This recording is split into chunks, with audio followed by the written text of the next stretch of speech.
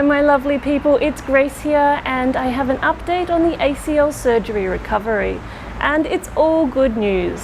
So we're about 6 weeks post-surgery and I can walk again. Now I don't just mean I can hobble, I mean I can walk properly. My gait is coming back to normal, I'm feeling strong, I'm feeling almost human again. It's fantastic. Now I have a great new physiotherapist here in Chiang Mai. His name is Maurice. And he is half Thai, half German, and he grew up here in Chiang Mai, but then he spent years in Germany training as a physiotherapist, working as a physiotherapist.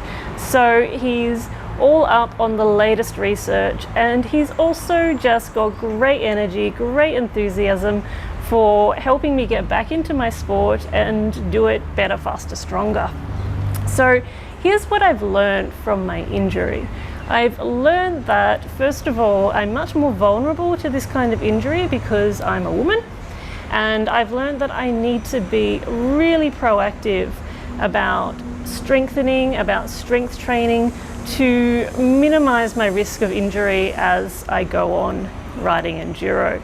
So here's the thing, when you're a woman, first of all, your hormones mean that you have looser ligaments in your joints, which puts you at a higher risk of injury.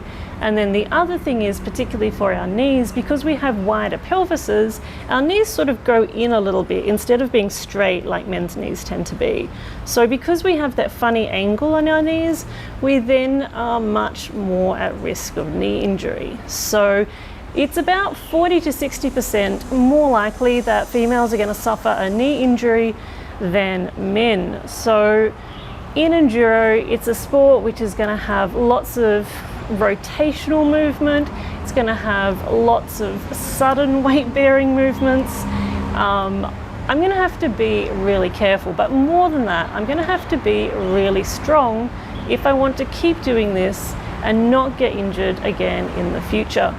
So instead of being a 5 to 6 month recovery that I'm looking at now, I'm beginning to understand that my training is going to be not just rehabilitation, it's going to be training that I have to be really serious about for the rest of my life.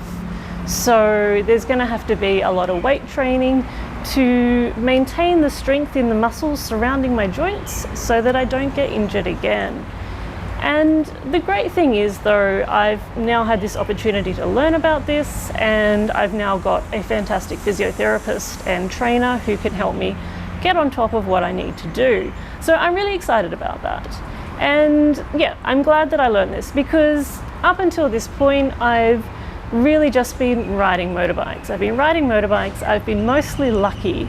I haven't been injured until I resected my ACL last year. And so I wasn't aware of how much I'm at risk of injury and how I can prevent it. So from this point forward, I guess I have to be pretty much ripped for the rest of my life.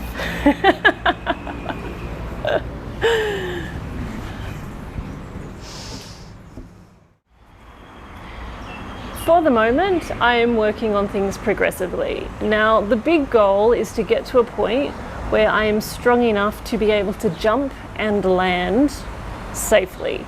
And once I get to that point, then the real training can kick in. But for the moment, I'm doing relatively controlled resistance movements under the supervision of my physio.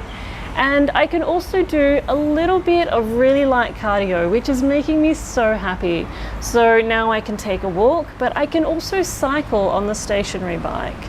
And this is brilliant. So 40 minutes a day, low resistance, it's fine. I still manage to get a slight sweat up and I feel so much better. You have no idea how depressing it is not to be able to do any exercise for a month. Being able to get a few of those endorphins happening is such a relief after 5 weeks of no exercise. I was feeling a bit dusty and now I'm feeling so much better about life.